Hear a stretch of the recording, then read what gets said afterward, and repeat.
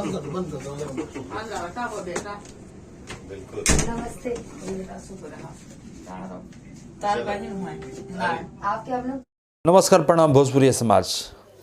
हम महेश तिवारी आप सबके स्वागत बा खबरें भोजपुरी में। एगो दमदार न्यूज़ लेके आइल बनी, एगो दमदार वीडियो लेके आइल बनी। वो वीडियो के देखला के बाद पता चलता कि the real king of Bhojpuri power star Pawan Singh ji सही में रियल किंग हैं। जितना दमदार वहाँ के गायकी होला, जितना दमदार वहाँ के पर्सनालिटी होला, जितना दमदार वहाँ के फिल्म में एक्शन होला, वो देखला के बाद एगो नया रूप देखे के मिलता। पावर स्टार पवन सिंह जी कितना नॉर्मल इंसान हैं, कितना भावुक हो जाइला जल्दी, कितना अपना जनता के प्यार दिला। पावर स्टार के दिल में एगो आज भी बच्चा के जगह बा। जी, पावर स्टार पवन सिंह जी एगो स्टार के साथे साथे एगो भोजपुरी समाज के एगो छोटका बबुआ जौन कहल जाला, वो बच्चा वो पावर स्टार पवन सिंह जी में एकदम मौजूद बा। आज एगो वीडियो लेके आइल बनी, वो वीडियो के रउआ लोग देखी। पावर स्टार पवन सिंह जी अयोध्या में अपन शूटिंग के दौरान एगो महिला से मिल रहल बनी। वैनिकी वैन में एगो माता जी आज पावर स्टार पवन सिंह जी से मिले आइल बड़ी।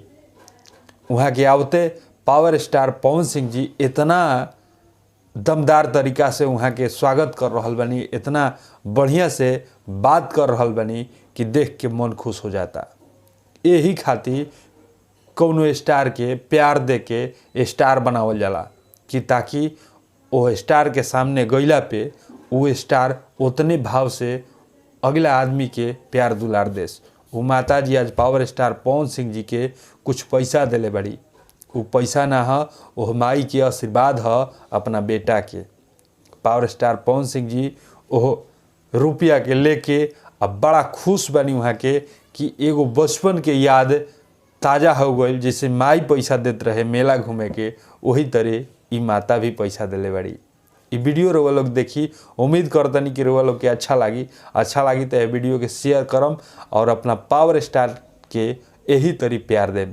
मिलल जी अगले वीडियो में, तब तक खातिर जय माँ विंध्यवासिनी।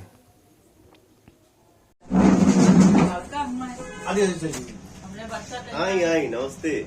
नमस्ते बेटा, अब खुशी में देख पापा लौटा का। अरे चाची ऊपर आ ना, तो पैसा काहे निकाला था? अरे हम पैसा ऊपर आ जाए हमारे बेटा महतारी दाखिल हुई हम। बिल्कुल बिल्कुल आप माँ हैं।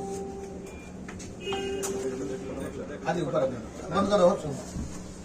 अरे बंद कर दो लड़का हो बेटा।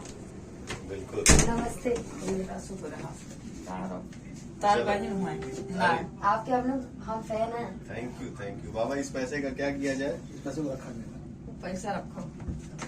ठीक पैर पे छू ठीक। सकते। बाबू भाई देखने अब बहुत देर से हम परेशान रही हैं। तार बहन सुखी रहा बेटा, जहाँ रहा सुख रहा बेटा, सुख रहा लाला।